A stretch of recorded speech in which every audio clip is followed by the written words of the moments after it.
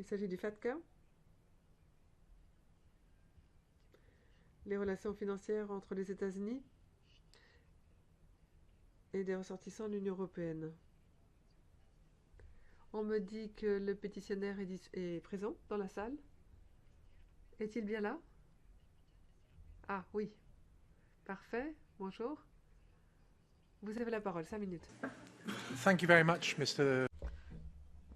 Merci, Monsieur le Président. Je vais utiliser mes 5 minutes pour résumer ce qui s'est passé depuis ma première présentation il y a environ 2 ans, pour essayer d'éclairer cette situation extraordinaire. Alors, que s'est-il passé depuis juillet 2017? Le professeur Garbarino a fait un rapport à la demande de la commission PETI sur la conformité de la loi européenne par rapport au règlement général sur la protection des données.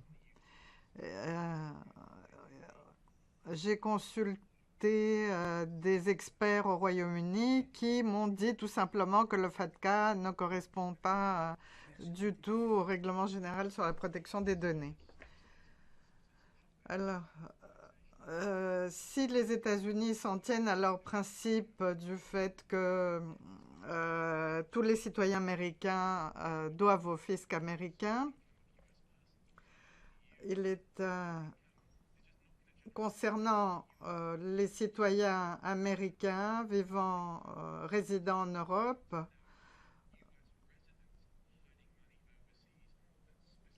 il s'agit que de savoir ce que les citoyens américains détiennent en Europe. Plusieurs députés étaient présents lors de la dernière fois que je me suis présentée devant vous. Il y a eu un vote en faveur des Américains accidentaux, comme on les appelle, un vote très favorable. Et dans la résolution, vous demandiez à la Commission européenne, au Conseil européen, de prendre des décisions favorables aux Américains accidentels. Je ne veux pas répéter tout cela puisque vous connaissez très bien cette affaire. Nous avons eu différentes discussions avec les représentants de la Commission et chacun se cache derrière des excuses. On nous dit qu'il n'y a pas assez de données sur les conséquences de la FATCA sur l'Union européenne. Mais j'ai procédé à des enquêtes en France, en Irlande, au Royaume-Uni, pour comprendre comment circulent les données. Et ce qui est étonnant, c'est que tous les gouvernements européens refusent de nous informer, alors qu'il s'agissait surtout d'une question de transparence. Donc, les gouvernements ne veulent pas nous dire quelles sont les données qu'ils partagent avec FATCA. Et il faut rappeler qu'on ne reçoit rien des États-Unis tout en leur fournissant une quantité de données incroyable. J'ai contacté aussi le Canada et l'Australie qui protègent davantage leurs citoyens. Il y a plusieurs demandes d'informations qui étaient lancées par l'Australie. Et si on compare à la situation en Europe, il y aurait 18 millions de comptes en Europe qui seraient concernés et 200 milliards d'euros qui concerneraient des détails sur les comptes de citoyens européens qu'on aurait partagés avec les Américains. Ce qui a changé depuis 2012, j'ai été en contact avec de nombreuses personnes, notamment les responsables du Conseil sur la protection de la vie privée en Europe, et ils n'ont pas su m'informer sur la compatibilité entre FATCA et le règlement européen. Personne ne veut exprimer un avis officiel sur cette compatibilité ou non, ce que je trouve tout à fait étonnant. Alors, nous en avons discuté avec la Commission euh, nous avons posé des questions sur la violation du règlement général sur la protection des données. J'ai l'impression que là encore, on s'en lave les mains. Nous savons que notre demande sur la liberté d'information a été bloquée. Et j'ai l'impression qu'ils se contentent de fermer les yeux. Mais ce qui est important de savoir, que cela devient un véritable problème.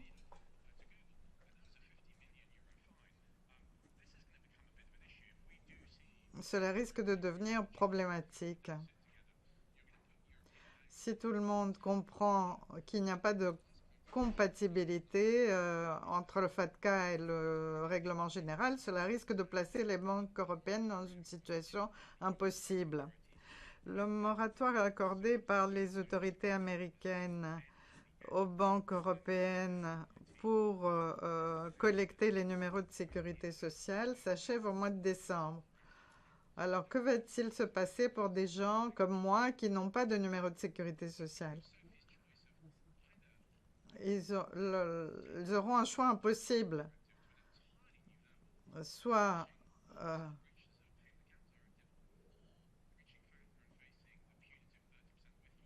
de toute façon continuer à violer soit le règlement européen, soit FATCA. Et nous, citoyens, nous sommes adressés à vous depuis des années sans que rien ne bouge. Et si cela finit par vous exploser à la figure, vous finirez peut-être par nous prendre au sérieux. Alors très rapidement, je voudrais essayer d'expliquer ce qui se passe. Pour nous, il est incroyable de voir que l'Europe résiste face aux États-Unis uniquement quand ça l'arrange du point de vue politique. Lorsqu'on laisse courir le bruit que les États-Unis seront placés sur la liste noire européenne. Mais j'étais au Canada il y a quelques semaines où il y a eu une première audition. Et le gouvernement canadien et le gouvernement réagit très fortement. Il y a eu plusieurs plaintes aux États-Unis. Mais si cette situation perdure, on va se retrouver devant les tribunaux. Et les experts savent très bien ce qu'il en est de notre position sur le règlement général de protection des données.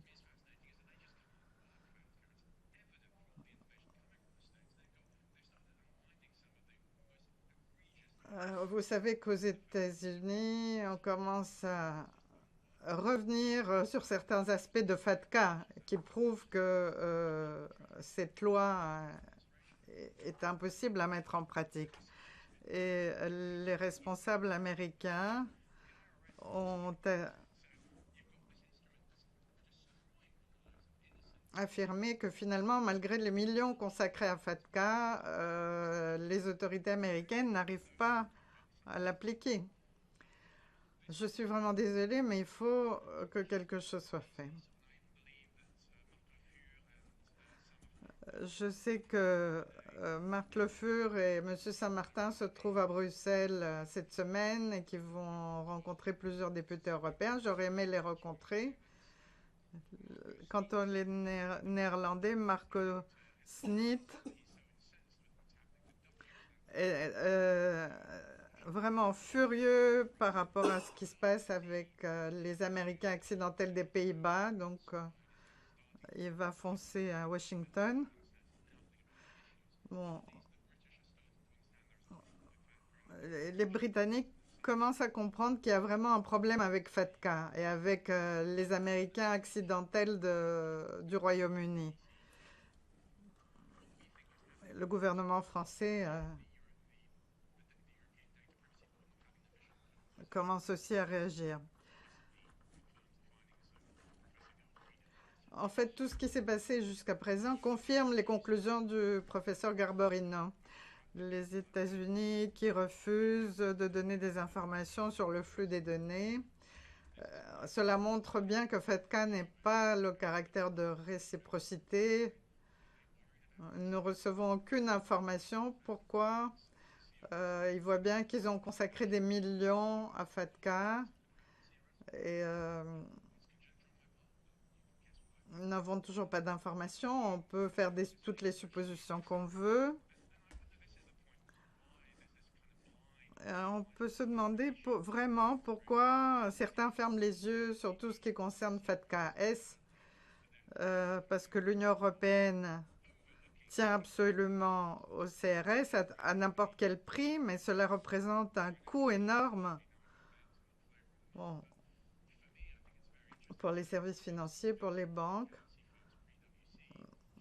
Mais les quatre grands, vous savez qu'ils ont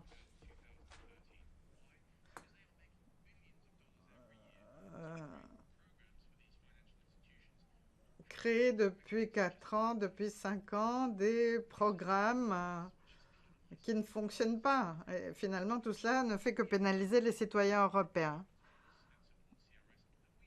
Donc, il semblerait que les institutions européennes souhaitent défendre à tout prix le CRS. Mais la meilleure façon de protéger le CRS, ce n'est pas faire de distinction par rapport au FATCA.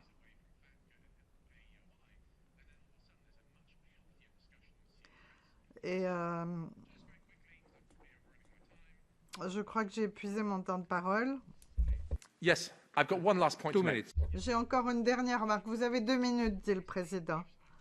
Nous avons parlé avec beaucoup de personnes. Tout le monde sait quel est le problème avec les accidentels. Il y a eu un sommet à Washington. Nous avons été représentés. Tout le monde connaît la situation, que ce soit les Européens que les Américains. Mais tout le monde s'enlève la main. Les Américains disent on ne va rien faire, ces accidentels ne sont pas de vrais citoyens américains, ils n'ont même pas le droit de vote.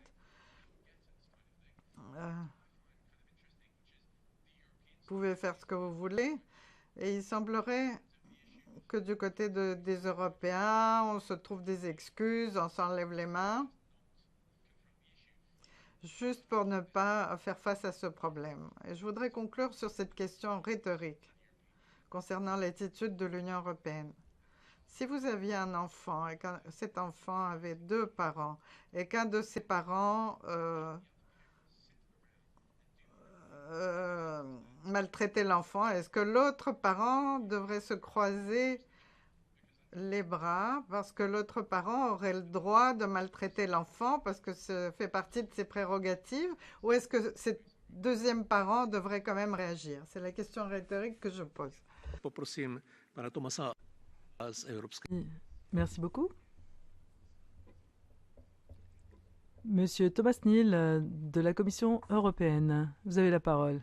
Merci, Président. Voilà une pétition qui a appelé une réponse de notre part et le pétitionnaire l'a bien expliqué. Elle porte sur 3 questions. Les questions de protection de la vie privée, protection de données personnelles et discrimination en matière de services financiers. Et puis là, le dispositif FATCA lui-même, qui a des implications en matière fiscale en raison de la définition utilisée par les États-Unis en matière d'impôts. La Commission a apporté une réponse formelle à cette question en raison de ces 3 thématiques. Et les 3 thématiques relèvent de 3 départements différents de la Commission. Alors je vais m'intéresser à la question qui est de notre ressort, et ensuite je demanderai à mes collègues responsables des autres domaines. Alors, il y a 28 accords intergouvernementaux de la part entre les États membres et les États-Unis. 28 États membres, 28 accords intergouvernementaux en matière de FATCA. Et puis d'autres gouvernements de par le monde ont marqué leur accord pour échanger dans le cadre du CRS, échange automatique d'informations. Et puis nous avons un dispositif d'échange d'informations également. Donc vous voyez que tout cela va dans les 2 sens. Et il y a une question. Nous pensons qu'il y a moins de réciprocité de la part des États-Unis qui ne nous offrent pas les informations que nous demandons. Mais les accords en présence sont des accords nationaux passer par les États membres, par chacun des États membres avec les États-Unis. Alors, s'agissant du FATCA, nous avons envoyé des demandes et nous avons reçu la réponse. Nous avons décidé de faire ce qui est en notre pouvoir et nous sommes décidés à en discuter avec le Conseil. Si le Conseil nous confère un mandat, eh bien là, si les gouvernements représentés au sein du Conseil des ministres nous donnent mandat, nous sommes disposés à en débattre avec les États-Unis pour que cela engendre moins de désagréments pour les binationaux, car les États-Unis essayent d'imposer des personnes en tant que citoyens, alors que dans le reste du monde, ce sont les résidents qui sont imposables. Et cela est clair dans les accords de réciprocité fiscale avec les États-Unis qui mettent en avant ce concept de citoyen passible de l'impôt. Alors, le commissaire Moscovici a débattu avec le secrétaire au Trésor en Turin et il était question de rendre la tâche plus facile pour les binationaux afin de s'acquitter au mieux de leur tâche. Il y a eu quelques évolutions dans ce domaine. Et pour ce qui concerne les autres possibilités, renoncer la question de la renonciation à la nationalité américaine. Et cette question n'a pas été évoquée encore. Nous essayons de convaincre les États-Unis de renoncer à ce concept d'imposition des citoyens américains. Mais je vais donner à présent la parole à mon collègue responsable de la question de protection des données. Bonjour à toutes et à tous. Nicolas Vignoli et je représente le département de la Commission responsable des services financiers, notamment pour ce qui est de la directive compte de paiement. Pour reprendre à mon compte ce que notre collègue de la DG Tax Sud vient de nous dire,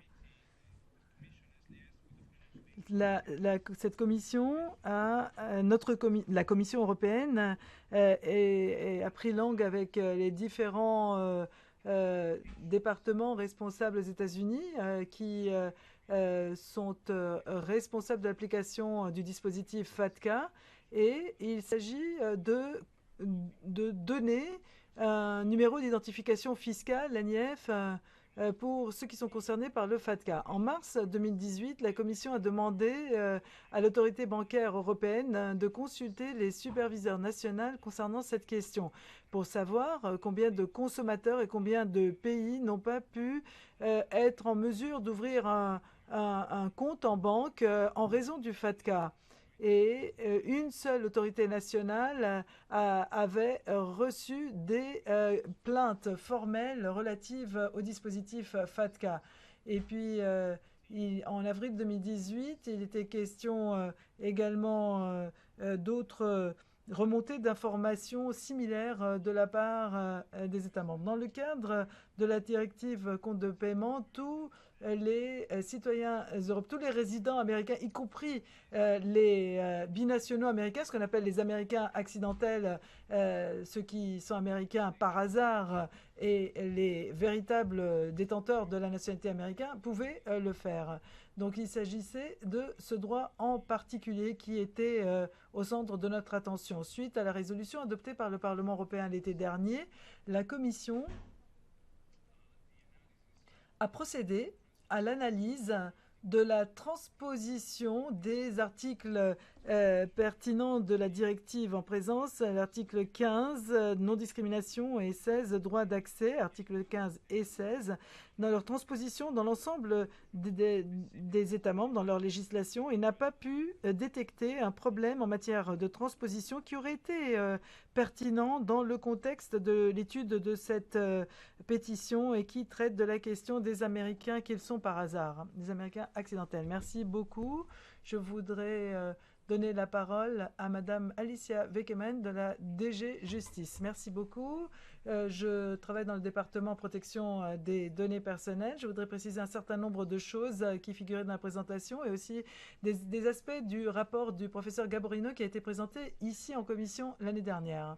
Il est question que les obligations au titre du RGPD ne sont plus d'application en raison des accords intergouvernementaux et les citoyens ne pourraient plus dès lors obtenir ou avoir un recours au titre du RGPD. Il n'y a pas d'obstacle pour ce qui est de la législation européenne en la matière. Il y a d'autres accords signés par les États-Unis et les États-Unis et les Europes, y compris la Convention du Conseil de l'Europe en matière fiscale, c'est-à-dire que la Convention n'affecte en rien les sauvegardes et les accords existants dans la législation nationale. Donc les établissements de crédit et les institutions financières sont tenus par leurs obligations au titre du RGPD, obligations de transparence et de répondre en matière de questions relatives aux données. Il y a aussi des obligations spécifiques en matière de protection des données des institutions financières au niveau des autorités nationales. Outre cela, tous les mécanismes de recours du RGPD sont disponibles. Donc tout citoyen peut saisir son autorité, l'autorité nationale de protection des données au titre du RGPD, donc comparaître devant les tribunaux et c'était en justice. Il s'agit de rappeler à cet égard que les autorités de protection de données des États membres sont les instances qui sont censées appliquer les règles en matière de protection des données. Il s'agit des protecteurs de données, des instances qui les protègent. Puis il y a le Conseil de protection des données qui fédère toutes ces autorités.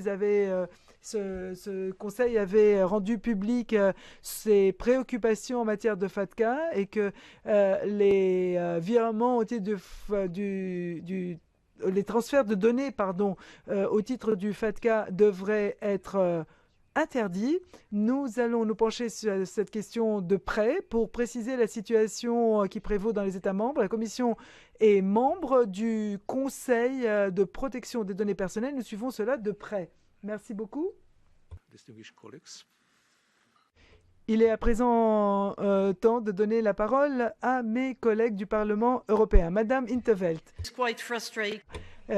Merci, Président. C'est un peu frustrant d'être à nouveau présent ici à nouveau pour parler de cette question à nouveau et je présente par avance toutes mes excuses aux collègues de la Commission parce que tout ce que je m'apprête à dire ne vous concerne pas personnellement, mais la Commission européenne en tant qu'institution qui devrait être responsable et je sais bien que vous-même, personnellement, ne vous inquiétez que de votre tâche. Il s'agit donc de la Commission. Eh bien, il est pénible de voir la Commission européenne en tant qu'institution politique prendre la décision délibérée de ne pas traiter de cette question. Pourquoi? Car il s'agit des États-Unis d'Amérique. Si n'importe quel autre pays se prenait à harceler ces binationaux ou des détenteurs de la double nationalité de cette manière, vous auriez eu des réactions de M. Juncker, de Mme Mogherini et qui sais-je. Alors, tout cela est utilisé de manière fort opportuniste. Est-ce que l'Union européenne avait-elle mandat pour conclure l'accord avec la Turquie? Eh bien, non. Non. Il s'agissait d'un accord avec la Turquie qui portait sur 6 milliards d'euros quand même, 6 milliards d'euros. Pourquoi la Commission européenne n'assume-t-elle pas ses responsabilités? Vous traitez cela comme un exercice en cochant des cases, etc. Alors, cette directive des comptes de paiement, vous nous dites « Oh, nous n'avons pas pu établir ou détecter le moins de problèmes. » Vous êtes sérieux, là? Vous êtes sérieux? Mais il y a des vraies personnes, des personnes en chair et en os. Intervention du pétitionnaire hors micro, malheureusement. Mais oui, tout à fait, répond in 't Veld. Il y a énormément de personnes. Ils nous écrivent. Nous savons qu'ils existent, que ce sont des vraies personnes en chair et en os. Comment pouvez-vous fermer les yeux à leur existence. Franchement, c'est incroyable. Cela est toujours lié à l'attitude des États-Unis d'Amérique. Vous avez peut-être lu dans les médias que juste avant Noël, sans même prendre la peine d'en informer l'Union européenne, les États-Unis ont décidé de revoir à la baisse le statut diplomatique de l'Union européenne. Voilà la manière dont on nous traite de l'autre côté de l'Atlantique. Vous devriez vous battre pour les droits des citoyens de l'Union européenne. Ça devrait pouvoir valoir quelque chose, ça devrait pouvoir vous dire quelque chose quand même, les droits des citoyens européens.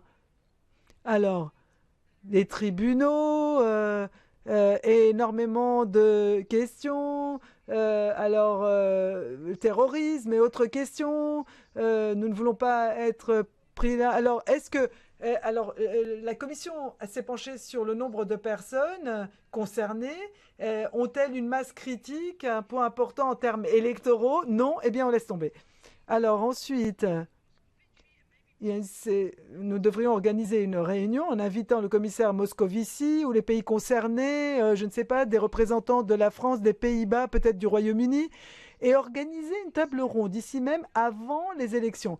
Car malheureusement, force est de constater que dans les mois à venir, rien ne bougera parce que tout le monde attend le nouveau Parlement et la nouvelle Commission. Il faudrait que nous organisions une table ronde avant les élections, avant les européennes, de sorte à dégager une stratégie commune et apporter des réponses et faire assumer les responsabilités, quelles qu'elles soient, à la Commission européenne.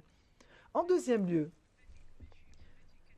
la commission parlementaire des pétitions pourrait adresser une requête formelle, officielle à la Commission européenne de créer peut-être un desk, un bureau de référence pour les victimes du FATCA qui pourrait être saisi directement de sorte à ce que la Commission ne fasse plus semblant qu'elle n'est pas au courant. Il faudrait qu'il y ait un fonctionnaire dédié ou alors un fonctionnaire qui ait un peu de temps pour s'occuper du traitement des plaintes des victimes du FATCA, de sorte à ce que nous ayons une idée de la magnitude du problème. Voilà les deux idées que je soumets à la sagacité des collègues au sein de cette commission parlementaire. Merci. Alors je partage à 100% ce qu'a dit Sophie. Enfin franchement, comme chaque fois, hein, c'est malheureusement pas la première fois, mais combien de fois sur ce sujet, mais sur d'autres. On a des citoyens européens qui viennent nous expliquer en quoi leurs droits, que nous sommes censés leur garantir, que, par des textes que nous avons votés, que la Commission est censée faire appliquer, nous expliquer que leurs droits sont bafoués, et la seule réponse qu'on obtient, c'est on ne peut rien faire, ça n'est pas de notre compétence, on a regardé, en fait, il n'y a pas de problème. Donc, je ne sais pas si... Enfin, encore une fois, ce ne sont pas les responsables, les personnes qui représentent la Commission aujourd'hui qui sont en cause, et j'ai un peu honte pour elles aussi, parce que l'institution les oblige à être les porte-paroles de cette violence, parce qu'on ne se rend pas compte de la violence quand même que ça représente. La seule réponse qu'on fait à ces citoyens, c'est « vous n'existez pas et vos droits n'existent pas. Et nous n'en avons rien à faire. » Et après, on va se perdre en grands discours pour se demander pourquoi est-ce que les gens n'ont pas confiance dans les institutions européennes? Pourquoi est-ce que finalement ils en viennent à douter de la pertinence du projet européen? Pourquoi est-ce qu'ils ne nous aiment pas? Pourquoi est-ce qu'ils n'aiment pas les institutions? Pourquoi est-ce qu'on a du mal à les convaincre de notre utilité, de notre capacité à agir? Malheureusement, un moment comme celui-là, je suis désolé de le dire, mais c'est difficile après d'expliquer notre légitimité, notre rôle, notre utilité. Franchement, quand on en est là, à ce niveau de réponse, je ne sais pas, enfin, je ne sais pas si vous mesurez la violence que ça représente. Des personnes qui se tournent vers nous en nous disant vous nous représentez, vous êtes là, l'exécutif, l'institution qui est censée défendre nos droits. Et la seule réponse que vous avez, c'est on ne peut rien faire, et d'ailleurs on n'est même pas sûr qu'il y ait un problème. Enfin, je sais pas, c'est vraiment quelque chose de vraiment détestable. vraiment détestable. Et franchement, je m'en remets pas qu'on en arrive à ce niveau de mépris dans les réponses qu'on peut apporter. Donc moi, je pense qu'effectivement, Sophie a raison. Après tout, le meilleur moyen de rendre les choses palpables, c'est peut-être de mettre en place une courroie directe du citoyen à la commission. Comme ça, peut-être qu'en se voyant, en se rencontrant, en se parlant, la réalité du problème finira par apparaître aux yeux de ceux qui sont censés prendre les choses en charge. Bon, il n'y a pas que la Commission, en vrai, il y a aussi quand même les gouvernements nationaux, et tout ce petit monde se renvoie la balle pour dire ah, mais qu'est-ce que... C'est pas ma faute, c'est pas de mon côté, c'est pas ma responsabilité, c'est celle des autres. Et puis, moi, je pense, je m'adresse aux pétitionnaires, je pense que vous avez raison aussi. Après tout, on voit bien que quand il y a des intérêts économiques en jeu qui sont un petit peu substantiels, la capacité à agir et à trouver des solutions est peut-être un petit peu plus importante. Donc, je sais que c'est coûteux, mais après tout, remonter la chaîne des responsabilités en dénonçant les atteintes à vos droits, que ce soit en matière de protection des données, en matière d'accès aux services financiers, en mettant en cause les banques, peut-être qu'effectivement ça fera bouger les choses. Enfin, il y a urgence quand même. Peut-être aussi la fin du moratoire va aussi faire se bouger un petit peu ceux qui sont en responsabilité, puisque dès la fin de cette année, le moratoire donc, qui dispense les banques de transmettre les numéros de sécurité sociale des personnes sujettes au FATCA va tomber. Donc là, un élément supplémentaire pour leur mise en cause, mais qui viendra déjà s'ajouter à la protection des données, sur laquelle, à mon avis, il y a déjà de quoi faire. Donc allez-y, c'est malheureux d'en arriver là, mais si c'est la seule solution pour faire bouger les lignes, il ne faut pas hésiter. Bon, en tout cas, nous continuerons, avec Sophie, avec Jude, avec tous les collègues. Le seul pouvoir que nous avons dans nos mains, c'est celui d'être le porte-parole de ces personnes qui sont discriminées, dont on nie les droits. Et je sais que de temps en temps, dans nos débats internes, on dit « Ah oui, mais bon, ça, on en a déjà parlé. Non, c'est bon, on a discuté du sujet, maintenant on le ferme et on passe à autre chose. » Mais non, on ne peut pas fermer des sujets comme ça. Les problèmes continuent, la situation des personnes qui sont concernées continue. Et donc, on se doit de maintenir le sujet vivant et c'est un peu désespérant pour nous aussi, mais de continuer à être les porte-parole de ces citoyens européens, parce que c'est aussi notre fonction en tant que représentant des citoyens de ne pas les laisser tomber et de continuer à les défendre. Thanks very much. Merci beaucoup. Je suis d'accord avec beaucoup de choses qui ont été dites. Il y a quand même une chose que je ressens le plus ici. C'est qu'il est vraiment compréhensible de voir pourquoi des personnes ressentent tant de colère, tant de frustration dans ces affaires franco-américaines ou européennes, américaines, parce qu'il y a vraiment une inaction de la part des instances qui sont censées défendre les droits des citoyens, que ce soit au niveau national ou au niveau européen. Et nous autres, au sein du Parlement européen, nous devrions également nous sentir très concernés en tant qu'institution. Non pas contre vous individuellement, mais contre la Commission, parce qu'on a une résolution du Parlement européen de juillet qui avait dit très clairement ce qu'il en était la demande que nous formulions, ce que nous souhaitons avoir comme étant une réponse européenne, avec notamment une approche coordonnée, une stratégie claire, permettant d'établir des actions claires. Et si je m'abuse, c'est ce que je vois dans les réponses apportées, et en fait on se rend bien compte qu'il y a la commission ici qui est assise dans la même salle, 3 personnes qui répondent au nom de leurs propres compétences. Mais au-delà de tout cela, je ne vois pas vraiment de stratégie européenne coordonnée en la matière sur le FATCA, mais également sur les implications pour les Américains. Et ça, je crois que c'était comme un affront pour le Parlement européen lorsqu'on a une résolution qui est adoptée, avec notamment une conséquence importante. Il y a une majorité très écrasante, notamment dans le contexte de la dynamique politique de ce Parlement. Cela représente une majorité énorme. Et c'est tout simplement ignoré. Tout ceci devrait être présenté comme étant un problème et présenté par le Parlement comme tel à la Commission. Et je suis d'accord avec Sophie. C'est fondamentalement une question de volonté politique. Je suis née en Tanzanie, je suis arrivée au Royaume-Uni lorsque j'avais 11 mois. Je ne puis qu'imaginer ce qui se passerait si le gouvernement de Tanzanie commençait à demander des impôts sur mon salaire, quelle serait la réaction? Et des Américains qui sont nés, enfin non, des personnes qui naissent aux États-Unis et qui sont américains pour cette raison-là, qui reviennent ensuite chez eux lorsqu'ils avaient 11 mois, qui sont maintenant soumis à ce système draconien. On a justement cette question de volonté politique qui se pose, elle est au cœur de ce dossier. Notre rôle en tant que Parlement européen, c'est fondamentalement d'être aux côtés de ces Américains de circonstance. Ne pas laisser que ce dossier soit oublié et soit notamment laissé finalement entre parenthèses pendant cette nouvelle période avec la réélection du Parlement, la nouvelle commission et notamment cette paralysie inévitable, peut-être pas paralysie, mais tout ce qui se passe après les élections européennes. Tout à fait d'accord donc avec la proposition de Sophie que nous devions agir de la manière la plus urgente possible avant les élections. C'est d'autant plus important pour les Américains d'origine britannique parce que effectivement le Royaume-Uni n'a pas été épargné dans cette présentation. Il a été tout à fait déplorable de constater quelle était la longueur de l'ignorance par Westminster de ce type de situation. Des lettres envoyées ont été ignorées. Moi-même, j'en ai parlé au représentant principal de mon parti.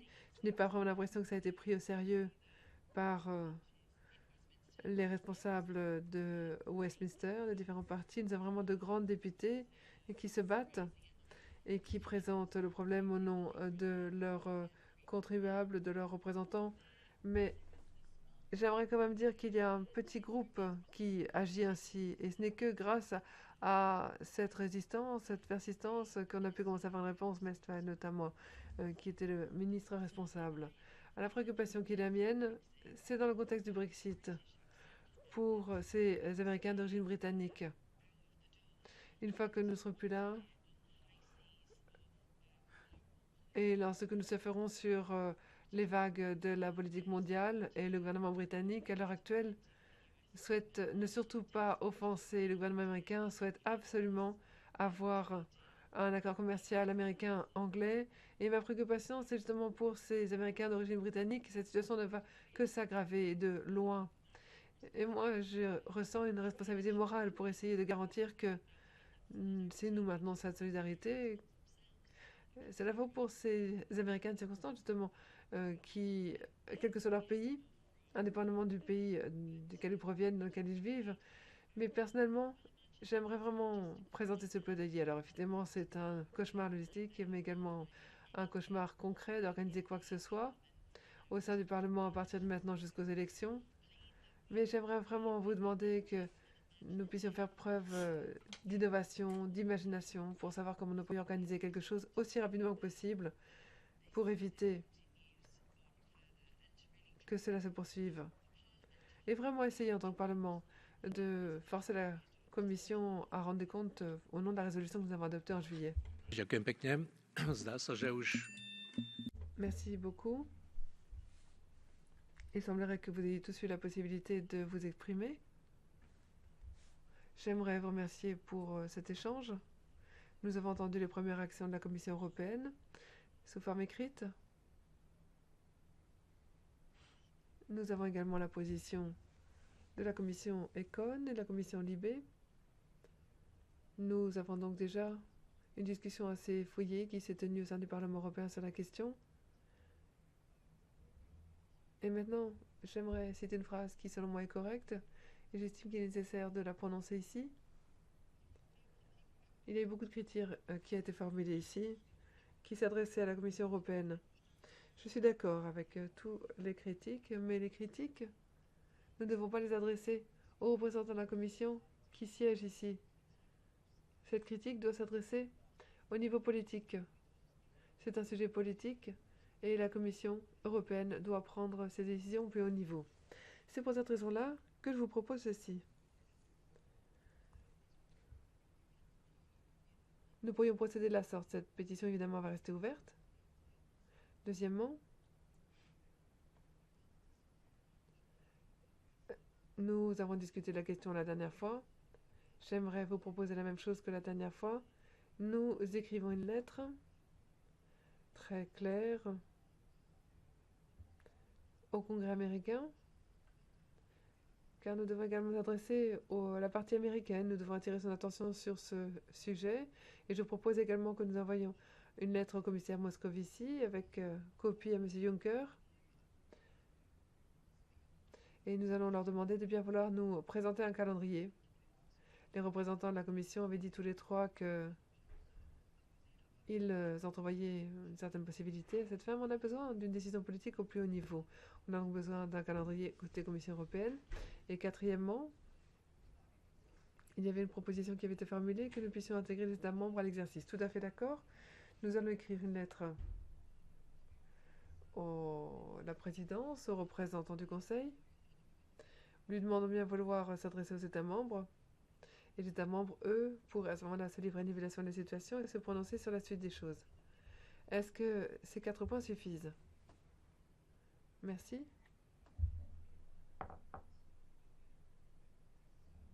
Parfait. Bonne chance. Nous avons donc conclu le débat sur ce point à l'ordre du jour. Nous passons maintenant à la pétition 252-2018. République slovaque. Pétition de Madame Renata Papuncová. Ou plutôt Papsunova, pardon d'écorcher le nom au passage. Il s'agit du meurtre du journaliste slovaque Jan Kuciak et de sa fiancée Martina Kushnirova. J'aimerais maintenant que nous passions à l'étude de ce point de jour. Je salue la pétitionnaire, Madame Papsunova. Vous avez la parole. Thank you. Merci.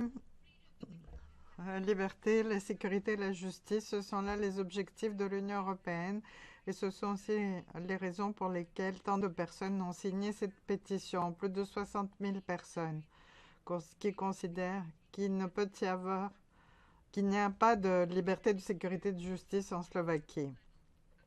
J'exprime ici les citoyens de la base. Je ne suis pas journaliste ni responsable politique. Je ne travaille ni pour le gouvernement, ni pour une ONG. Je suis mère, je suis travailleuse, je suis slovaque. Et je voudrais partager avec vous l'histoire de ce qui se passe dans mon pays et sa démocratie. Samedi dernier, 9 des 13 juges constitutionnels ont achevé leur mandat de 12 ans. Le Parlement slovaque n'a pas pu en élire de nouveau, étant donné que 45% des parlementaires ont décidé de remettre des votes non valables. Ils ont eu 2 occasions de jour, mais ils ont décidé de ne pas respecter le système judiciaire. Donc la Slovaquie s'enfonce dans la crise. Il y a 2 jours, nous avons entendu parler de ce procureur spécial qui était chargé des principaux crimes économique en Slovaquie. En 2017, il a alimenté son compte de personnel de 200 000 € en cash, alors qu'il était responsable d'enquêtes sur 61 crimes économiques graves durant ses 8 ans de mandat. Cependant, aucune de ces affaires ne s'est retrouvée devant les tribunaux. Je passe maintenant à la ministre de l'Intérieur, Denisa Sakova. La semaine dernière, elle a décidé de se décharger d'une partie de l'enquête et de la remettre entre les mains du chef de la police. Monsieur Lipsitz et Madame Kwasnica et Monsieur Kwasnica, des avocats qui représentent les familles de Jan et de Martina, ont exprimé leur désaccord et ont déclaré que la commission de la police n'avait pas ni les ressources ni la compétence pour traiter cette enquête. Madame Sakova a dit qu'elle a pris cette décision avec l'ancien chef de la police, Tibor Gaspar. Le même Gaspar qui a démissionné suite à la pression de la rue. Les citoyens ont exprimé leur méfiance quant à son indépendance. Il a menti au début de l'enquête et a des liens avec l'oligarque Bodor qui a obtenu des millions de la part de l'État et des fonds européens. Et Kuciak avait écrit sur ces 2 personnages.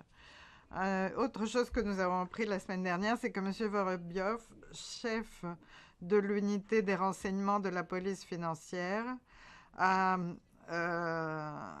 expliqué qu'il suivait les dossiers de Yann Kuciak, les dossiers personnels de Yann Kuciak, sur instruction du chef de la police Tibor Kaspar.